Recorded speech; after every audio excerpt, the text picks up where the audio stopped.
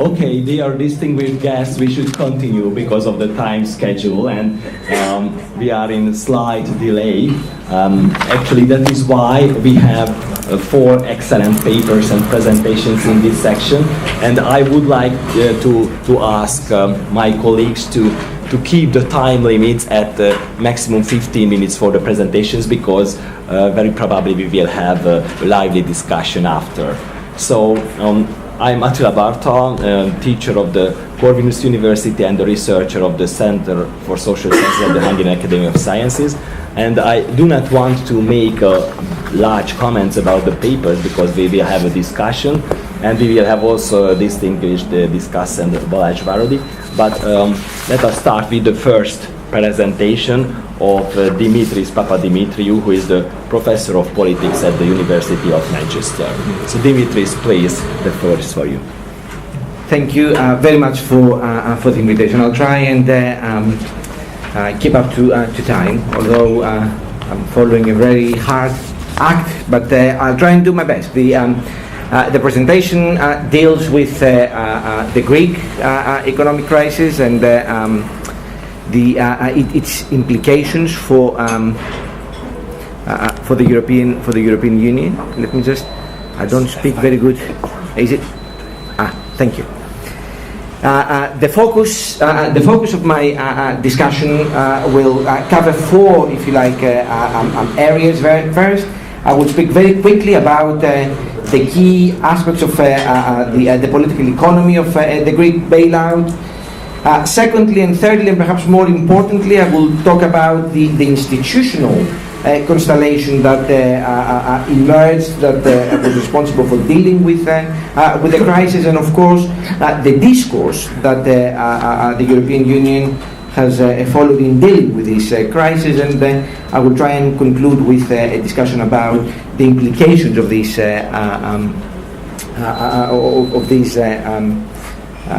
factors for wider European integration. I will first start very quickly to give you some background to the crisis. You will know a lot of it anyway, I imagine.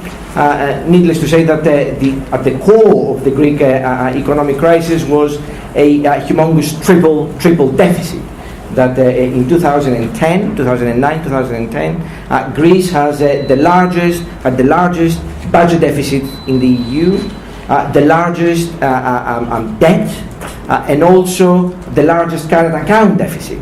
Doesn't look great, and underlying, of course, all of this was a gradual but also dramatic loss of competitiveness since the country entered the EU in 2000, and combined with the destruction of much of Greece's productive base, both in its industry and its agriculture. And of course, a fourth aspect of deficit that is important to mention here, and that is the loss of political credibility.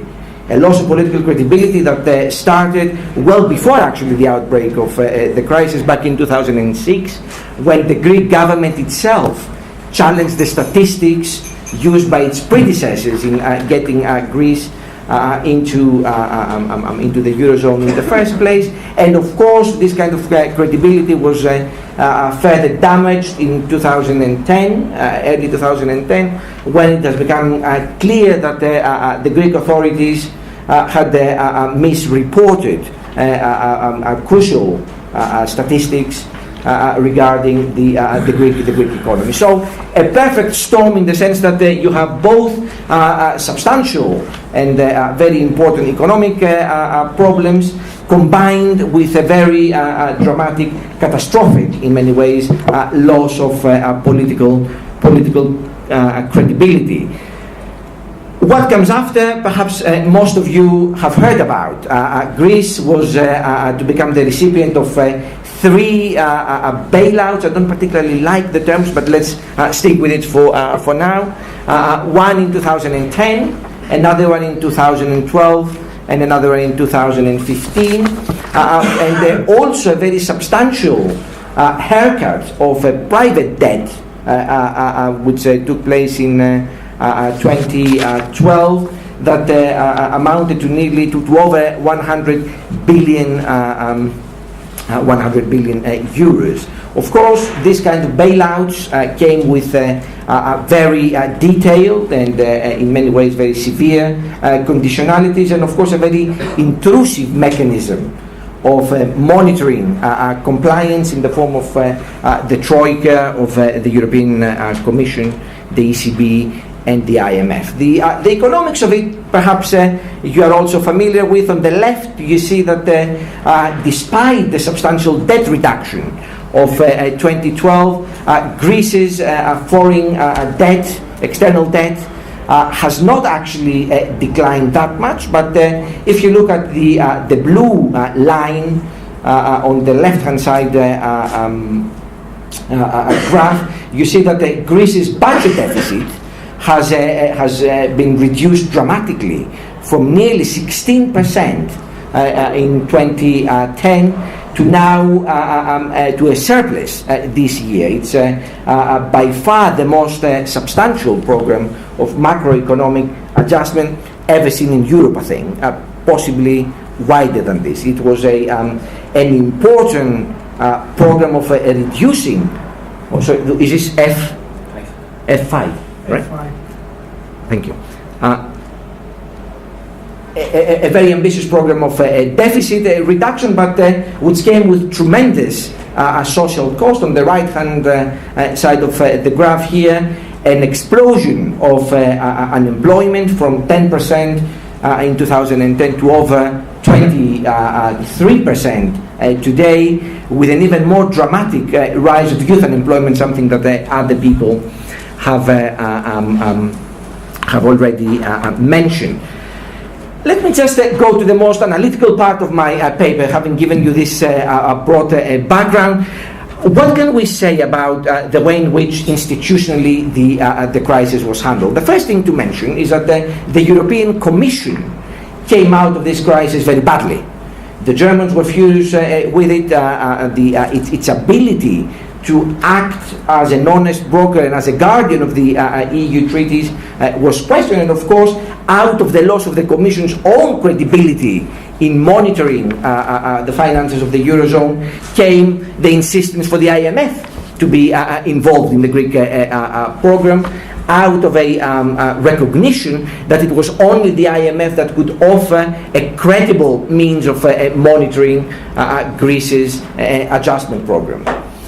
Secondly, and that's something that has already been mentioned by a number of speakers already, the crisis management of the Greek and the Eurozone crisis more broadly was to remain largely intergovernmental. At the early stages of the crisis, we have an unusual and very bad, in my opinion, involvement of the European Council in the policy detail, which did not help markets to gain confidence on what the EU was doing at that point. Subsequently, we have the tremendous empowerment of the Eurogroup, of course, with Wolfgang Schäuble's presence within it being an absolutely crucial factor in understanding how policy was made. And interesting to mention here that the Eurogroup itself doesn't have a very strong treaty base. So again, issues of democratic legitimacy, of accountability and so on become crucial here. But of course, another aspect of this intergovernmental response to the crisis is the very design of the ESM, right? And the bailout fund and how it is administered, for which decisions are made unanimously, and for which, of course, the normal EU institutions have very little power over it. This kind of intergovernmental response to the crisis brought, of course, with it German dominance on how a policy was decided. That was the natural consequence of going intergovernmental at the policy in which Germany had so much power. But at the same time, German involvement, reluctant, I may say so, involvement in the Greek bailout brings a lot of problems, disturbs the European ways of doing things. introduces an element of German bashing in the countries that were subjected to these bailout programs, but at the same time also fed the populist discourses within Germany, something that Sergio was talking earlier on, that somehow we spend hard-earned German money for lazy Greeks who spend all of the time drinking ouzo in a beach somewhere, or Spaniards who like to have long siestas and so on, right? And of course, another aspect of this institutional response to the crisis is the Troika itself, and how dysfunctional the Troika has been on many different fronts. First and foremost, by the fact that the European Central Bank, Greece's central bank, in a way, became itself an assessor of the conditionality that came with the bailout programs. So you have a situation whereby the European Central Bank, Greece's central bank, decides to close down the banking sector in Greece and introduce capital controls, something that is very messed up if you come to think about it.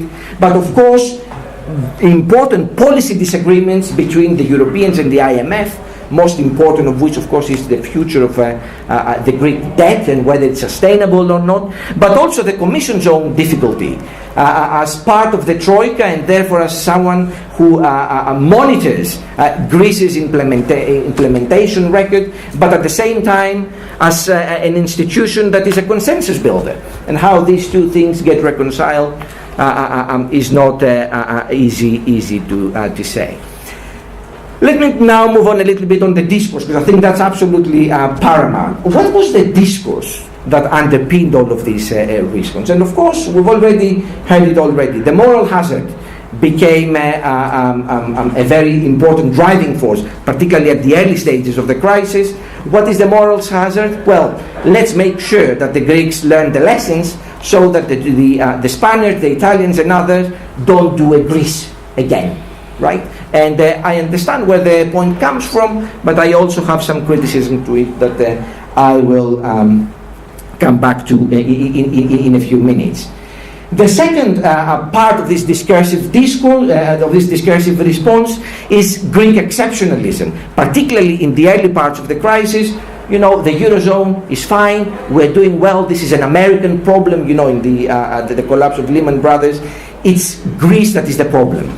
Greece is exceptional, and therefore we don't need to worry so much about the architecture of economic governance in Europe, something that of course later on becomes very problematic. Discursively, it's also interesting that the Eurozone crisis initially, but perhaps not only initially, was very much framed as a debt crisis. Wherever you read about it, you hear the Eurozone debt crisis. Although the Eurozone crisis is not simply a debt crisis. The term debt crisis masks problems that have to do with, perhaps for me, the most important, diverging competitiveness within the Eurozone. It masks a very significant banking crisis that came with it, but also it is a reflection of a crisis of institutional architecture and the lack of political oversight that goes with it. So again, the debt crisis label creates more problems than it solves, in my opinion.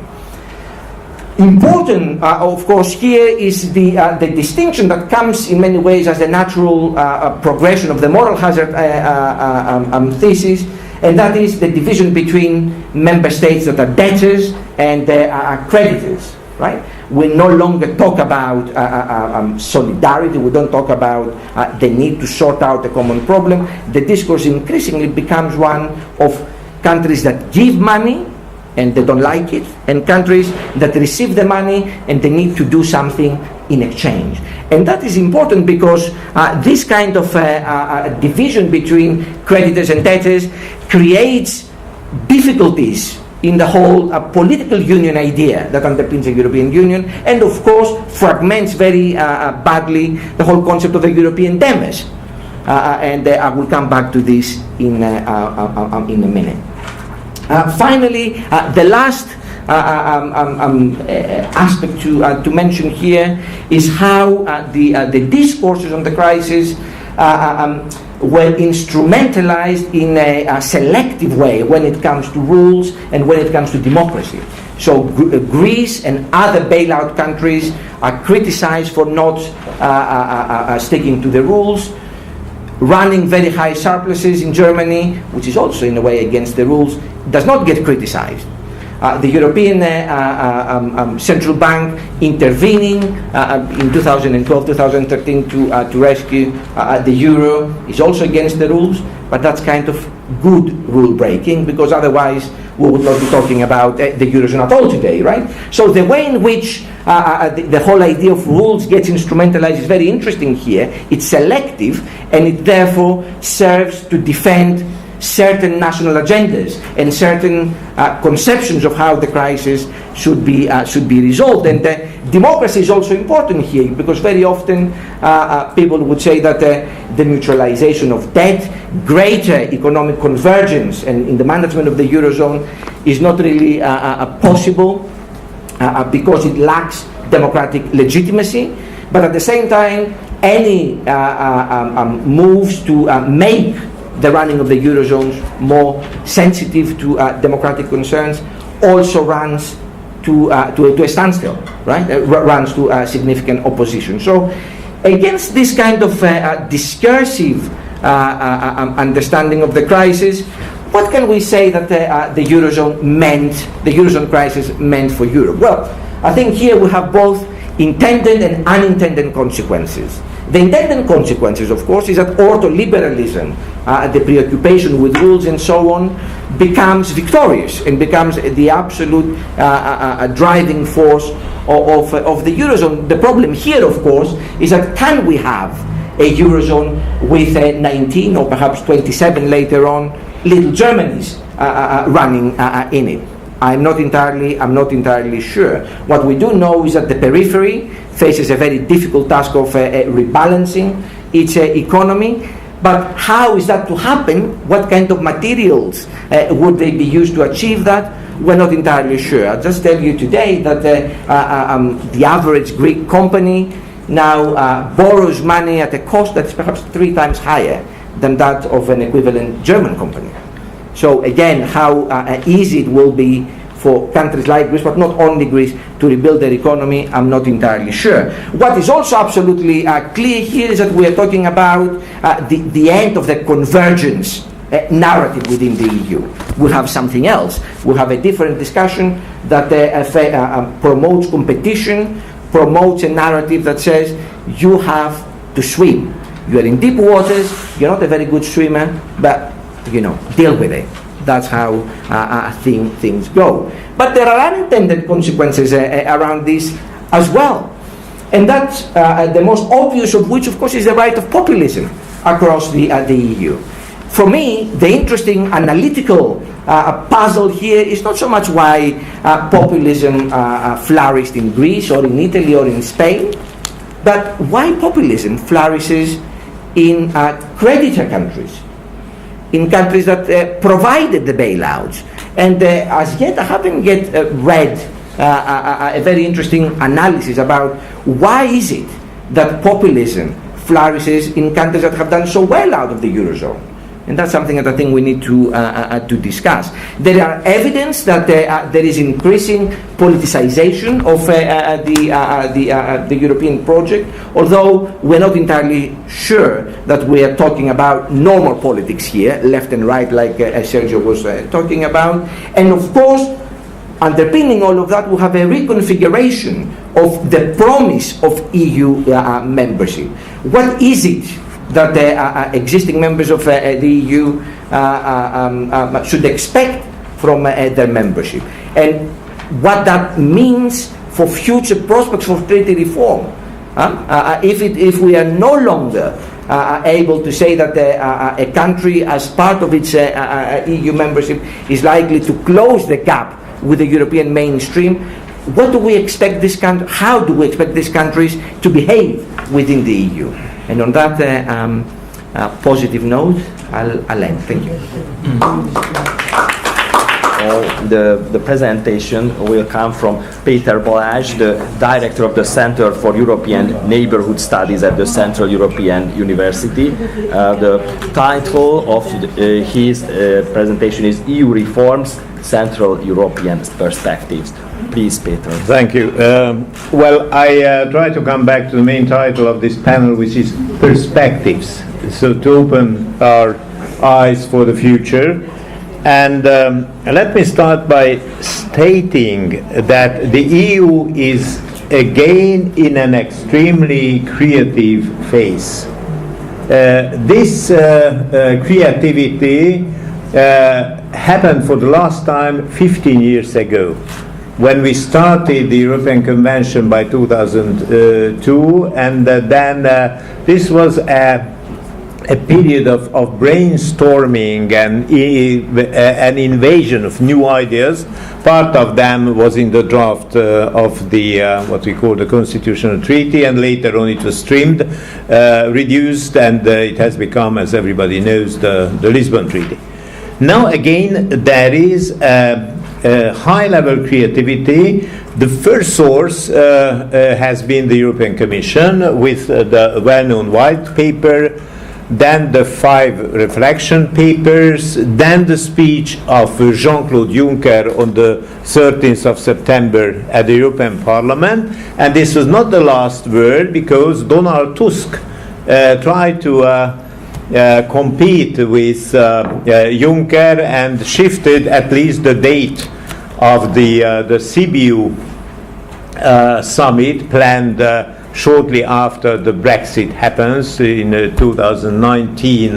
So Juncker set that summit for the 29th of March, and then Tusk said that it should be a little later. This is a typical prestige competition between the two top institutions. And then parallelly, there was relatively less activity on behalf of the member states, except France. France has been very creative, and Macron used that opportunity to send a strong message 2 days after the Bundestag election. So it was obviously addressed to the future German government in the making. Now, I think that the new situation has been inspired by very strong, complex and cumulative motivations. What do I understand by that? At least 6 very important factors have pushed top responsible people in the EU to be creative. First and utmost, the Brexit, which is a unique and new phenomenon. Second, the obviously decreasing cohesion of the transatlantic community, basically the Trump effect, uncertainty and unpredictability of the transatlantic future. Third, the rising extreme right, to some extent extreme left as well, but mainly extreme right in several European states. The first have already reached the level of the European Council, Hungary, then Poland, and now we have 2 additional examples, Austria and most probably the Czech Republic. So there are more and more people. As long as extreme right is in the ranks of national parliaments, as it happened now with Front National in France or AfD in Germany or Holland, and we can go on, they are loud. But they are in opposition to the government. When they get seats to the European Parliament, which is relatively easy because there is less direct political risk in the eyes of the voters, as it happened in Hungary several years ago. This was the first entry of Jobbik on the political scene before the national elections. Okay. Then again, they are loud, they are there, but they are not decision makers, not directly. But when the representatives get as high as the European Council, they become decision makers, and this is the real level of direct action. So this was number 3. Number 4 is loosening neighborhood relations with two strategic partners, Russia and Turkey. These at least should be main concerns for the European Union, because the EU, at the EU level, we couldn't find the tone and the level of action with those two very important neighbors. There are long-standing stories of uncertainty and in the last years a growing disagreement with those partners to a larger and larger extent. Number 5 is the migration shock, so far the biggest external shock for the EU, and the parallel collapse of the Schengen and the Dublin system, which do not function. And last but not least, a bit older problem from past years, declining competitiveness of Europe on the world scene. If we take the cumulative effects of all those 6 factors, we can better understand the willingness of the EU to do something. At that point, I would like to refer to the very challenging key speech of Sergio Fabrini, and I agree with him that last developments have pushed the EU towards more intergovernmentalism. Very much so, because all those challenges have set at pro-EU governance, have raised direct problem-solving situations, direct problem-solving tests. The EU had to react to immediate or very short-term challenges, and then there is an increased need for intergovernmentalism. There is no time to reshape the whole system, to create new competencies, to launch new processes, but the EU has to act. And when the EU has to act, then the Council is in the limelight, and the Council takes action. So that has additionally encouraged this longer-term tendency of intergovernmentalism, and we are witnessing real intergovernmental bargains on those most important issues. More intergovernmental bargains than processes or institutional legal approaches. It's interesting to see that mainly the extreme right tries to hide the importance of intergovernmentalism, and Viktor Orban is a typical example. He tries to shed light on the Commission. He's also always claiming that the Commission is kidnapping our competence, the Commission is launching operations, not the Council. He is there in the European Council.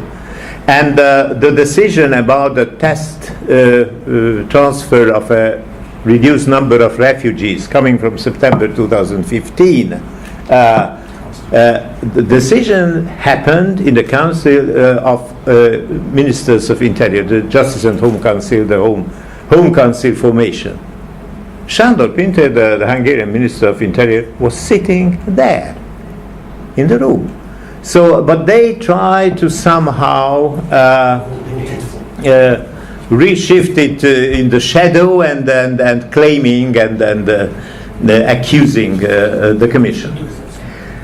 Now there is another point where I partly contest what Sergio has said, but these are the 5 scenarios.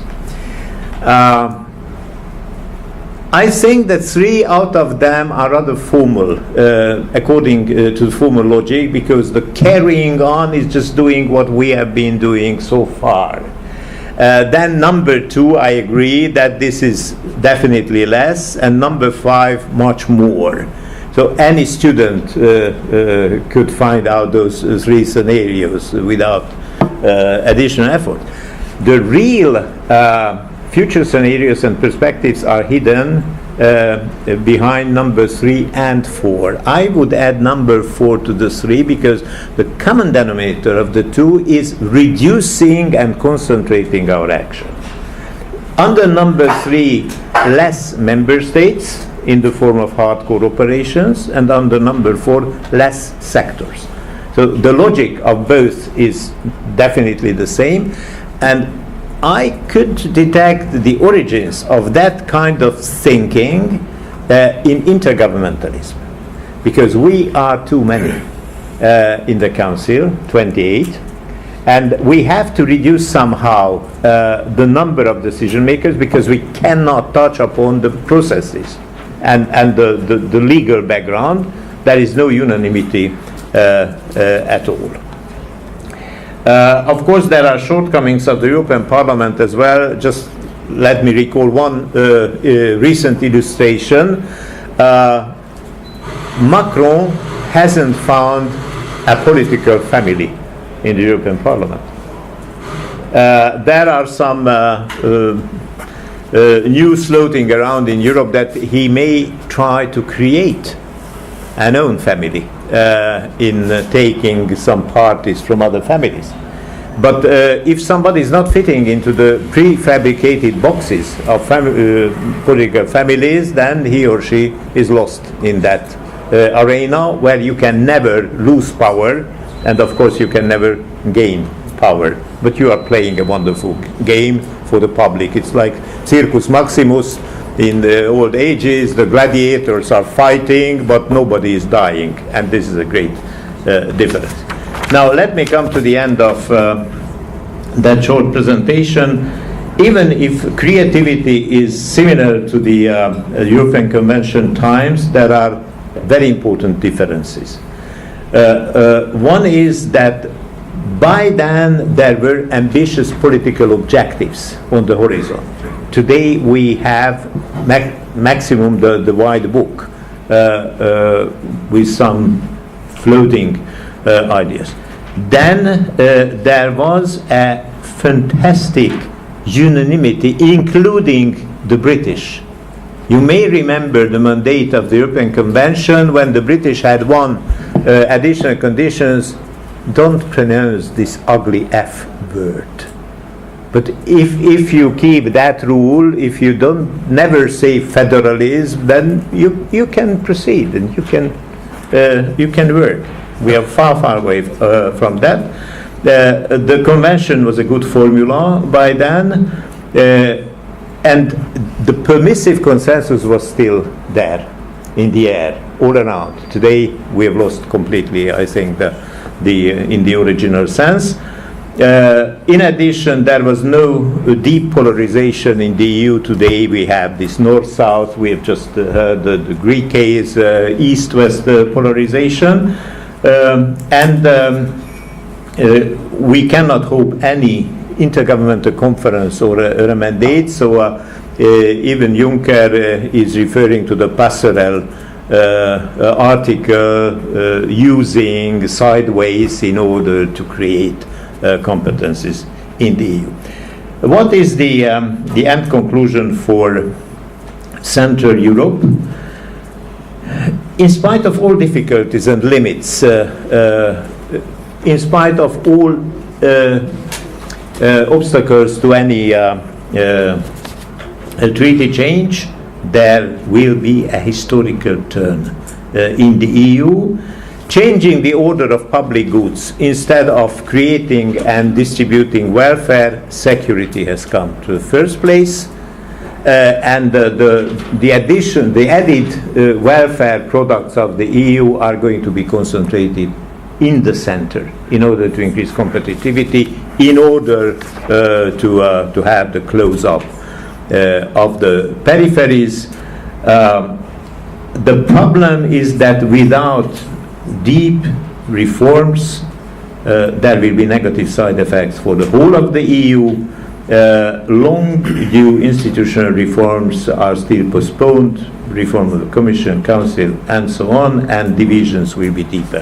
Thank you. Thank you, Péter, also the excellent time management, and that also that you helped us in these technical difficulties.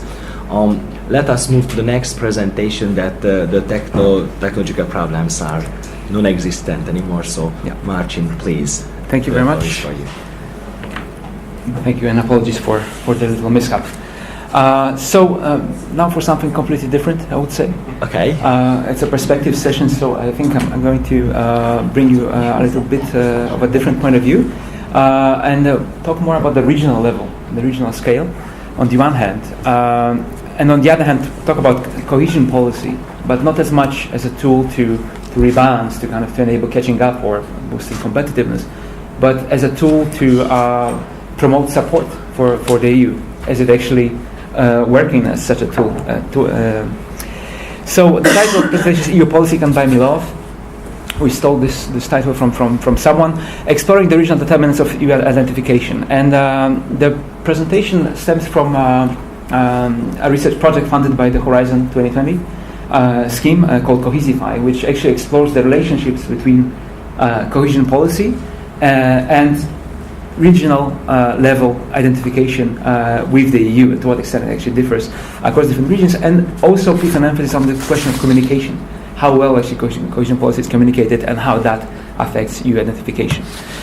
So this is just part of the project in which we tried to, on the one hand, map out the regional differences, the patterns in EU identification, to what extent does it vary across the differentiated territories of the EU, and then also in the second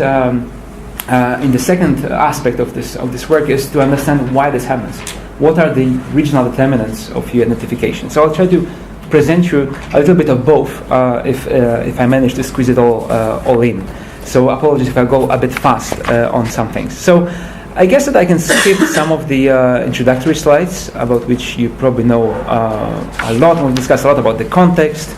I also briefly mentioned already the research questions, which are about understanding the regional variation of the way in which the EU citizens perceive the EU, and actually to what extent is that affected and driven by cohesion policy.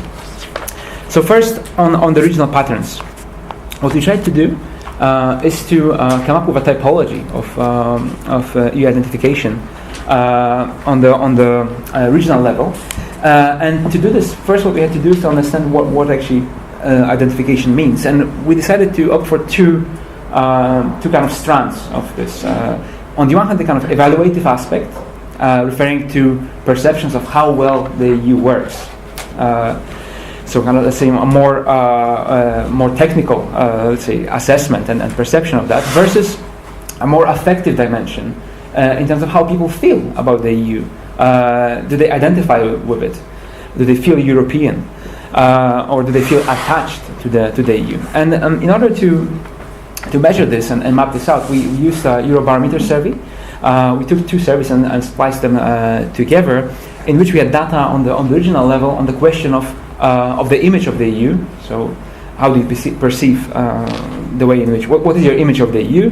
And the second question was about attachment. So how connected, how attached do you feel about the EU? So reflecting those two dimensions. And then what we did was a hierarchical cluster analysis to actually produce the typology. And here what this analysis produced. So we had differentiation on the one hand on the EU image, and on the other hand on attachment to the EU. And so what was interesting, we found that, well, in cases where there was a positive EU image, attachment to EU also tended to be positive. However, when you take the kind of neutral or negative image of the EU, so regions where those kind of attitudes predominated among the respondents, we saw a differentiation as well on the attachment. So for example, in the neutral category on the image, we found that in some regions, also in terms of the attachment dimension, it could also be neutral or more positive, more attached.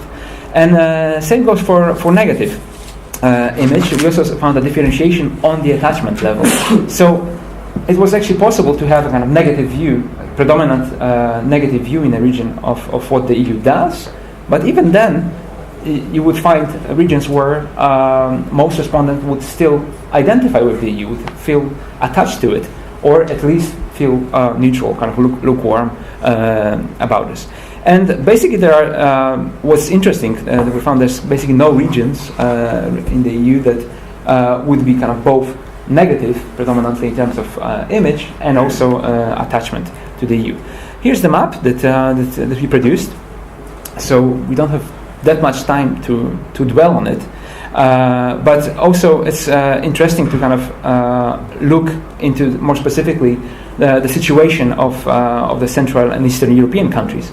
So just maybe a few observations on that, and beginning with Central and Eastern European countries. You can clearly see that this is where the more kind of positive views on the EU, the positive category, that's where it clusters the most.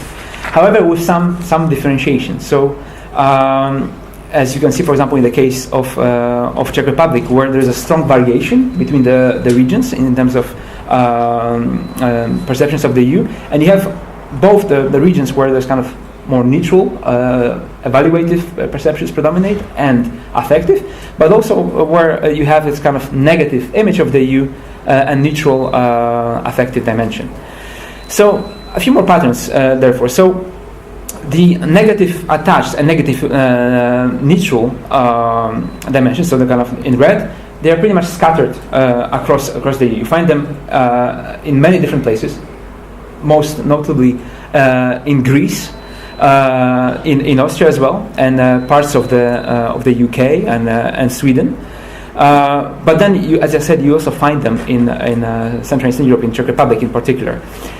Then the positive types actually tended to cluster as well in the core beneficiaries of cohesion policy. However, it was impossible to say that this is a homogeneous group. There was also variation there.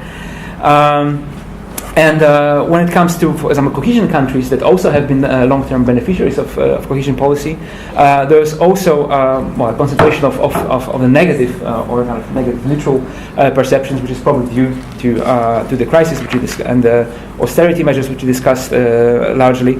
And we also find a lot of those attitudes in the kind of rich central regions of the EU, interestingly.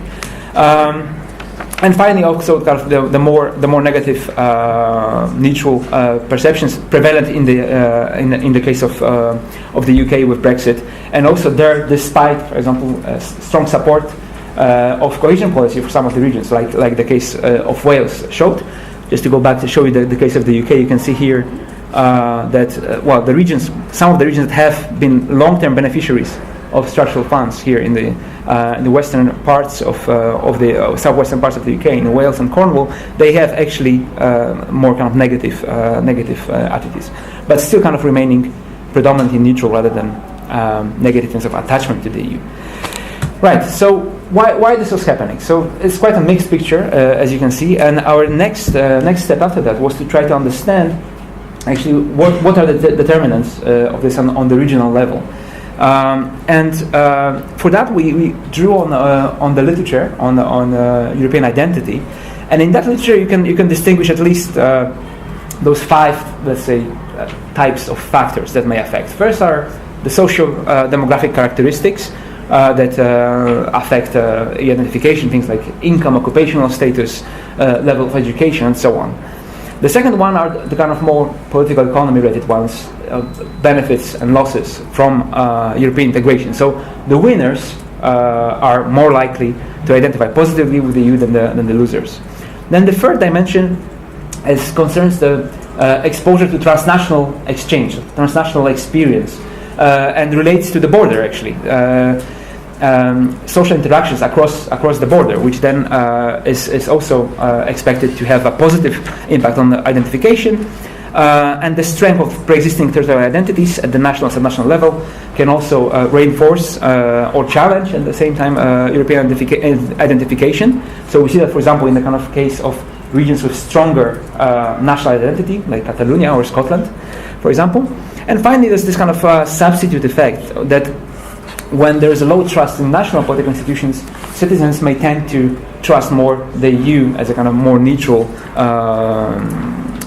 institution and less corrupt. So we tried to then look what kind of variables are available for the analysis. We divided them into those 4 categories: the territorial variables, the governance-related ones, those that relate to political culture, and socio-economic aspects. So somehow we tried to reflect those categories, but adding perhaps also the territorial dimension. to it. Because I'm short on time, I maybe skip all the hypotheses. I'll mention just maybe some of them that we tried to test.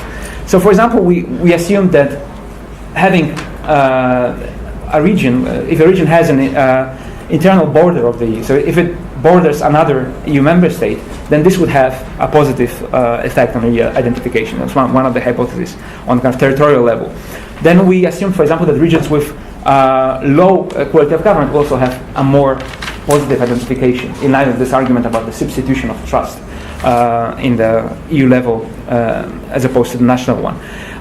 We also, well, hypothesis 4 was important for us because we assumed that in regions that are in the convergence objective or the less developed regions objective, as it's now called in cohesion policy, so the regions that benefit the most from the structural funds, have the biggest allocations of funding, would also tend to have more positive identification with the EU. Then we had a number of also social economic related hypotheses, and finally, just to test to what extent also the CAP matters, we looked at the share of employment in agriculture. So what we did was first to kind of do some correlation analysis. We eliminated some of the variables that were too closely related, and then we did a stepwise linear regression analysis for the whole sample in the first step, and then we differentiated by the different kinds of regions with respect to their eligibility for EU structural funds to get more of a sense of how that matters. And also, it is to a certain degree a proxy for the kind of all the new member states, because most of the regions in the less developed category are actually located in Central and Eastern Europe. So maybe I'll skip the table again for the sake of time and go directly to the, let's say, highlight of the key findings from the analysis. So we found that, well, the image of the EU is likely, is more likely in regions that have good access to services of general interest. That was one of the variables that came out from the analysis. Services of general interest, both economic and social. So things like access to infrastructures for transport, education, healthcare, and so on. And also for regions with higher share of employment in agriculture. So CAP, Common Agricultural Policy, also seems to matter for this kind of more evaluative view of the EU. However, there the explanatory value of those variables was okay, actually. However, for the attachment to the EU, for this more aspect of EU identification that relates more to feelings and identity, actually, here our indicators were not really explaining much. And then, as I said, we divided our sample into those three categories corresponding to the three objectives, three types of regions in cohesion policy. So what we found that in more developed regions, positive image and also positive attachment to the EU were linked, correlated with high unemployment, also with high trust in government, and high national government, that is, and high quality of government, with, for example, here the quality of government index, and also high migration, so high inflows of immigrants were also associated with more positive image of the EU, and also more positive attachment of the EU, going perhaps against the grain of what one could expect. Then in transition regions, we saw that border regions were more likely to have a more positive image of the EU, and positive attachment was also more likely in regions with higher educational attainment, more cross-border interaction, higher migration, and higher quality of government. And for the less developed regions, finally, so therefore that are predominantly located in Central and Eastern Europe, there was strong association between positive image and good access to the services, and high share of employment in agriculture. So, moving on to conclusions. What we found from this? I'm sorry, it's going a little bit fast, so I have to make some shortcuts. So, what we saw is that actually cohesion policy is a factor. So, being eligible for substantial amounts of EU funding as part of cohesion policy is hardly important for the image and attachment to the EU. And there is actually even a negative relation on positive image in the transition regions, so the regions kind of in between, the more and less developed. So what matters for all EU regions was also kind of the index of social progress. So, however, in the negative sense. So the less social progress. So social progress, actually, the higher it was, the more likely were the negative identification of the EU. Whereas access for service of general interest and share of employment in agriculture had a positive impact. So then when you break it down to the different categories of regions as well, we saw that, for example, high unemployment, high quality of government, and good access to services in general has been related to positive identification. But factors such as migration, trust in national government, share of employment in agriculture have very differentiated influence between those different categories. And finally, also the regional characteristics, what we found, explain rather well the image of the EU, so this perception of what the EU does, but not so much how the people feel about the EU. And what this implies for us and the debates that we are having here today.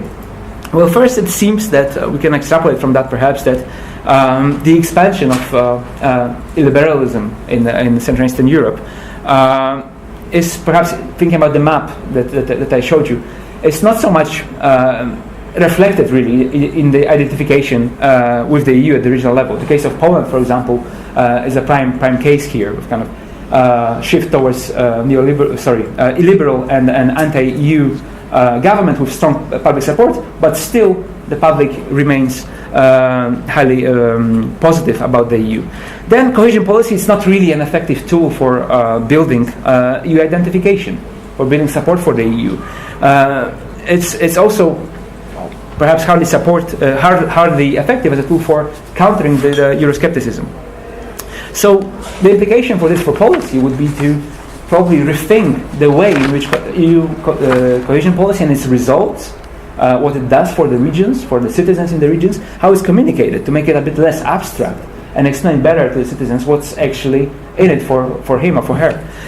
And then perhaps also another implication in the context of debate on the future of this policy is to shift the focus to those factors that seem to, if we want it to be kind of a tool for building positive identification of the EU, perhaps the policy should focus more so on those factors that matter, such as cross-border cooperation, accessibility to services, so therefore relates to the notion of territorial cohesion, rural development, and also institutional equality, which I think links these findings a little bit to the discussions we had in the morning, in particular the findings and suggestions by Laszlo and Dora about the importance of institutions. And here I will end, and thank you very much for the opportunity to present this work to you. Thank you very much also that you concentrated your presentation for the time limit. And we have a fourth presentation within this panel from JACOBY, who is an associate professor at the Department of Political Sciences, Brigham University. European reforms and the leadership deficits of surplus Germany. Thank you very much, Attila. I wanted to thank the organizers too, Lazzi and Fulton, for having me here, and again echo how important CEU has been to so many of us in the room, but also just a chance to talk about these issues. It's really you listed off, Istvan, a number of workshops you've done already on these topics, but I'm coming from the United States where we never get to talk about these things, so it's like a drink of water after a long walk through the desert. And particularly now, Americans our baseline level of focus on American politics is like 95% of our attention, and right now we're at like 105%. We're in the staccanovite phase of narcissism right now, so it's all Trump all the time. So a nice chance to talk about something else. So perspectives. My perspective here is that when I think about the workshop so far, there's been a lot of talk about sort of, if I can put it very crudely, things that are wrong with Central and Eastern Europe, and then a second set of things that are wrong with Brussels. And I think we all learn a lot from this, and there's a lot of validity in those kinds of conversations. What I want to suggest is that we think about a third, and I think still complementary way of thinking about the European Union, which is to say problems that come from core member states. And obviously Brexit is one of those problems, and we heard some about that this morning. And I want to talk about a related one in the sense that it comes out of a core member state, and that's out of Germany. And so the talk is called Leadership Deficits of Surplus Germany, and I want to try to explain what I mean by that, because you know, it's really a focus in the paper, the first half of the paper, on the German export surplus, which has been mentioned already on this panel, and then how that leads to a capital surplus and why that's a problem, something that political scientists generally don't talk a great deal about.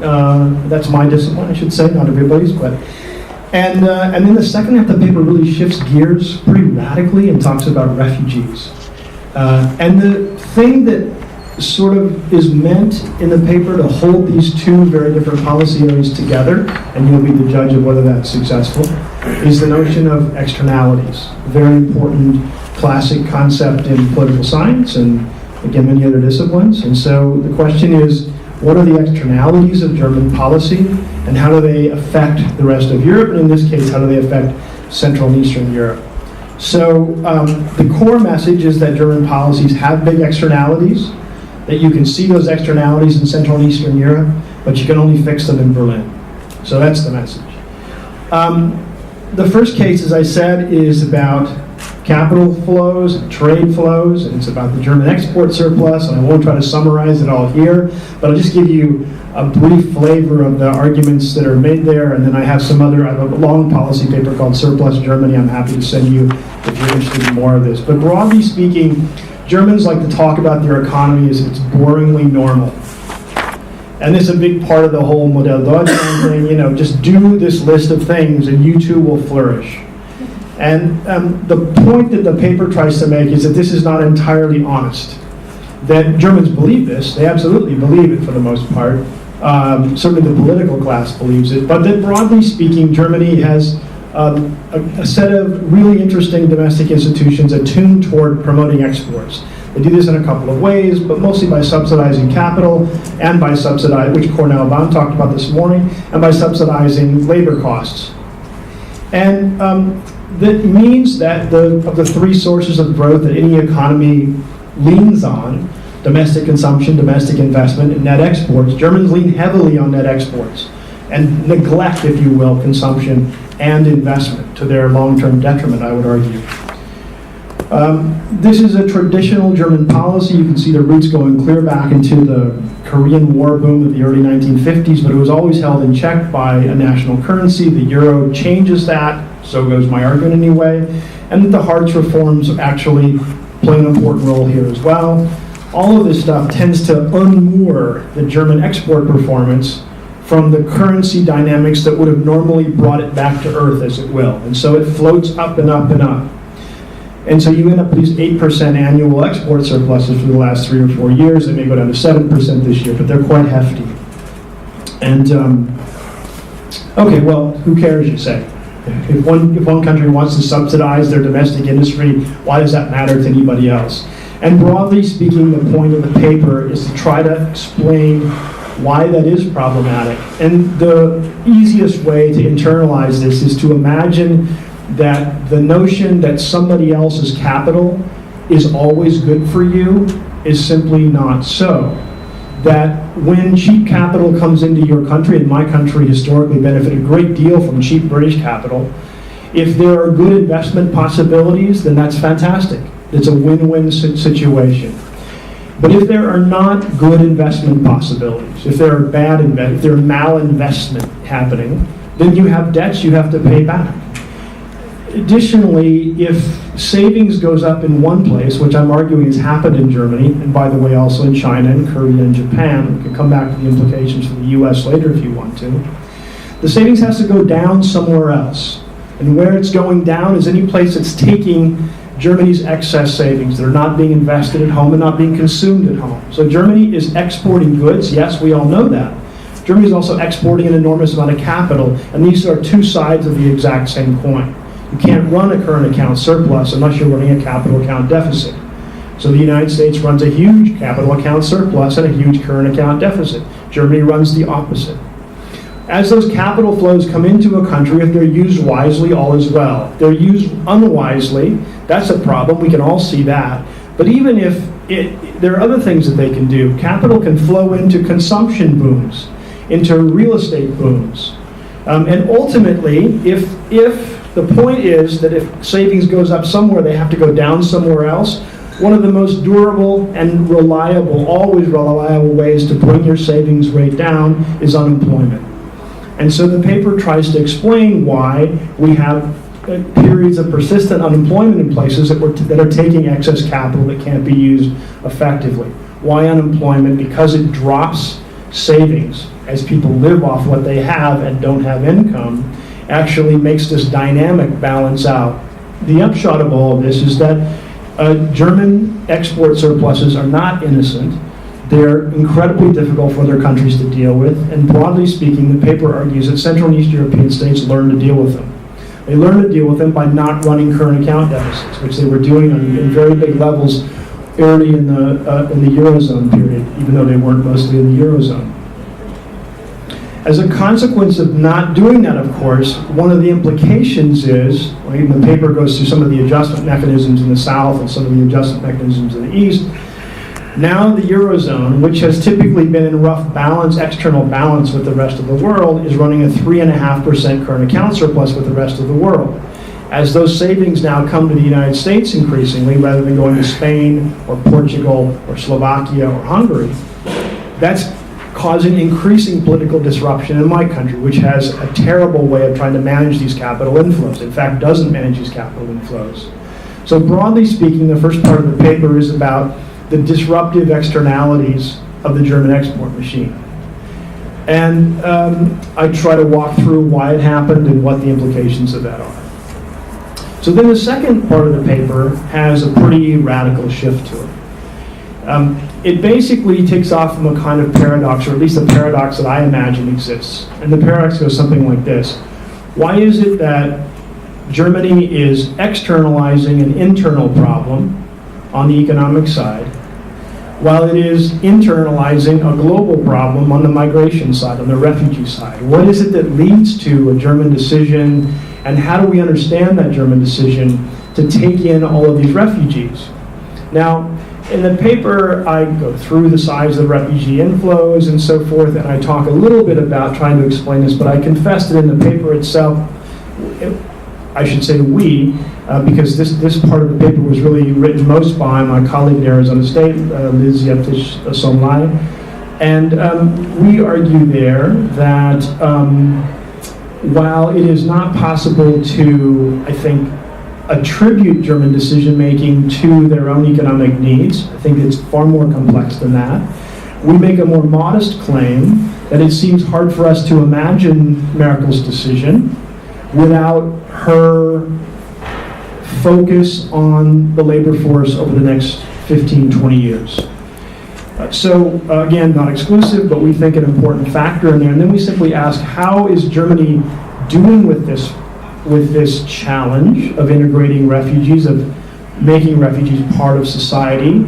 Because we reckon that if, to put it crudely, if Germany can't do this, why should it expect any other state to be able to manage this kind of burden and challenge? And we think that from what we can tell so far, and we give you the data that we're able to gather, Germany is spending a lot of money. So for me, that's good news, because German internal consumption has to go up, and German domestic investment has to go up from the lowest levels in the OECD. On the other hand, it's probably being spent pretty unwisely. So you see a lot of accounts of municipalities essentially booking a hotel, an entire hotel, for their allotment of refugees for months and years on end. There are cases in which those refugee allotments haven't materialized and people have not come, and the municipalities are still paying for the hotel rooms even though they're sitting empty. There are contracts they can't get out of. There's, in other words, an enormous amount of waste in the system. Nevertheless, given my perspective in the first part of the paper, I'm not exactly crying a lot of tears over this, because Germany really desperately needs to get domestic consumption up. So even wasteful ways of doing that might be arguably useful for the rest of Europe. Obviously, it would be nice to see people spend this money wisely rather than unwisely, but that's where we seem to be. Taking a more micro look at it, we looked at the Hamburg programs. They spent about €500 million in 2016 on refugees.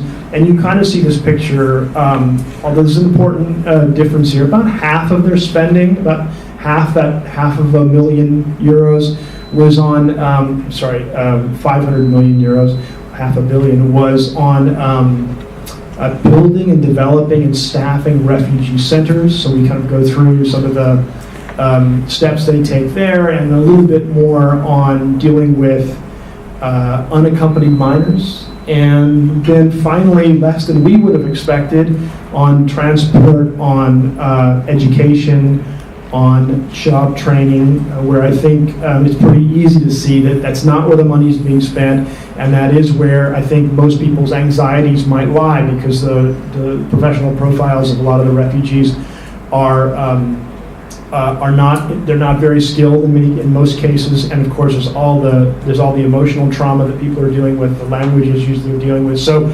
Germany, basically, in our telling of the story, is making some progress on spending money, but it could probably spend that money more wisely in a lot of cases. Okay, I've got about, I think, a minute or so left, minute or two left?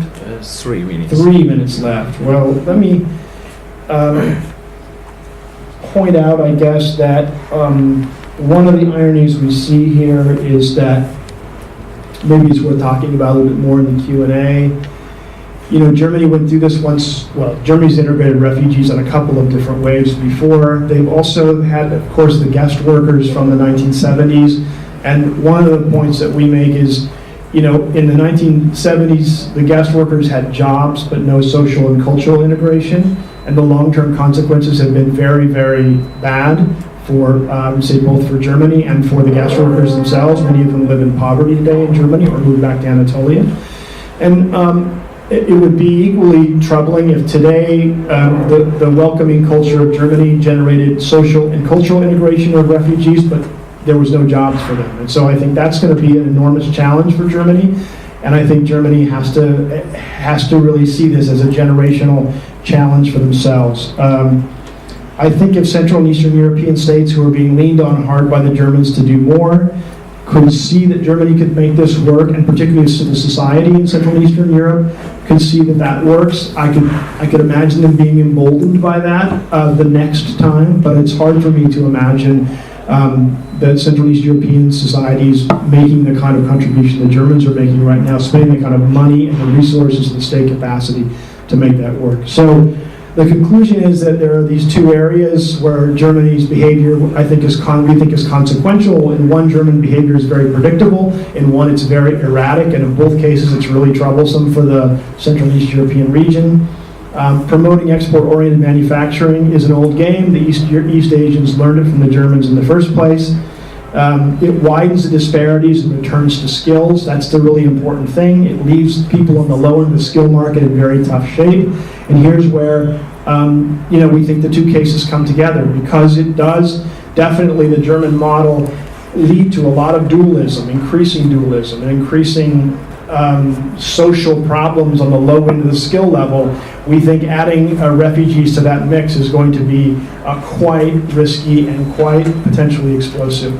And so we understand why these two different policies, each of which have big externalities in Europe, also going to be very difficult to manage in Germany. And we end the paper by suggesting that this is something that Germany has to really put at the center of its policy agenda in every possible way and make every effort to do this well. If I can put it this way, I can imagine a European Union without a politically dysfunctional Hungary. I can't imagine a European Union with a politically dysfunctional Germany. And I think I'll leave it there. Thank you very much. Now we have a discussant, Balázs, who will briefly discuss all the 4 papers. So, following earlier discussions, I just sidestepped the summaries and the well-deserved praise for fascinating and well-founded and interesting presentations, and I save a couple of seconds by that. And this is what I will do. It's a bit subjective, but I think it might make sense. I went back to the very original project, which was to come up with a Central European set of perspectives or inputs for the future of Europe, right? That was what this whole thing is about. So what I did, I took out bits from these presentations that I think might be findings that help us in that direction, and I'll put them together, and I identified 4, and I'll share those with you, and then we can actually go to the question and answer session. So the first one is that the policy window is opening, and there is actually a chance to come up with something to some extent from the outside, at least not from the very Commission, that might have possibly have some effect on what's going on in the future, right? Here I point to Professor Balázs's presentation, right? That there is this window that sometimes opens up where things can change, is open now, or will be open now, or will be open now for a while. So this exercise that the whole meeting is working towards is not completely futile, right? That's nice to know, right? And it's not always so. And we can organize workshops even when there is no chance of influencing anything, but I come from a policy institution and I want to have some impact, so this kind of gives some point to the whole thing. Now the second one is one half of Professor JACOBY's presentation, the half that he arguably spoke a little bit less about, and this is the demographic and economic and labor market considerations behind the surprising German policies concerning this botched up European migration situation, and Germany's openness and willkommen Kultur and taking up a huge number of refugees, right? I think what reminds this, that should remind us, what this should remind us of, is that that in the give and take of political and institutional considerations, even in areas like immigration, that is very much a security area, right, and often discussed as such, also a humanitarian one, in the background there is hard economic considerations. So I'm pretty sure that the long-run needs of the German labor market had a big effect on how Germany reacted on this. And this is not cynicism, this is how the world works, and when we come up with suggestions, we have to be clear-eyed with respect to that and actually take into account these sort of economic, labor market, demographic considerations if we don't want that what we come up with is remain a pipe dream. The third point, there's only 4. The third point is that part of Professor Dobrowski and his colleagues' work that suggests that the common agricultural policy, right, sort of a joke that we often think of as an incredibly wasteful mismanagement of funds, works in that sense that at least the image of the EU, and correct me if I got you wrong, but in the sense that these more agricultural, more rural parts of Europe, the perception of the image of the European Union is more positive than it would be without such a system. And this suggests that redistribution, right, Europe-wide redistribution can work, right? So if we are thinking about a new bargain, as Laci put it in the morning, right, something of a rearrangement of who gets what and who does what, right, then it will be necessary to also have a new system of redistribution, right? And this can work, right? It's not a hopeless element. It's actually a very useful element of any deal, right? To give money to regions, to stakeholders, to nation states. So this will certainly be a part of what we've got to do. I don't believe some minor incremental changes in the present structural and cohesion policies will do the trick, right? So I think that from the outside it makes sense to come up with bold changes, but certainly we'll have to think of how to rethink this, and there is a hope that it can contribute to a stable outcome that actually makes Europe palatable to its member states and to its citizens. And the fourth thing, it might be trivial, but I think it's important to remind ourselves of this, is that there is an elephant in the room, and that is Germany, right? We speak English, we think of the European institutions, and we think of messages to send there, to send to Brussels, right? To send to the Parliament, the Commission. But ultimately, and the Greek story has shown this, and the numbers show this, and as crises emerge, the more member state-based policy approaches show this, that ultimately to a large extent, and this is something that history teaches us too, Germany will matter to a huge extent in Europe. So if we come up with anything that is more than an incremental change, right, that probably it makes sense to first try and convince Germany, and not necessarily just a few German policymakers, but the German public, right? And here the perception of what was going on in Greece and how that determined what was going on at the European level with respect to Greece is an important lesson, but to convince the German public as well, right? So if we could come up with something useful about how to change Europe from a Central European perspective, then I think that one of the insights that could be drawn from the presentations in this panel is that the first step would be to convince the Germans that that change might make sense. Thank you. Thank you, Balázs.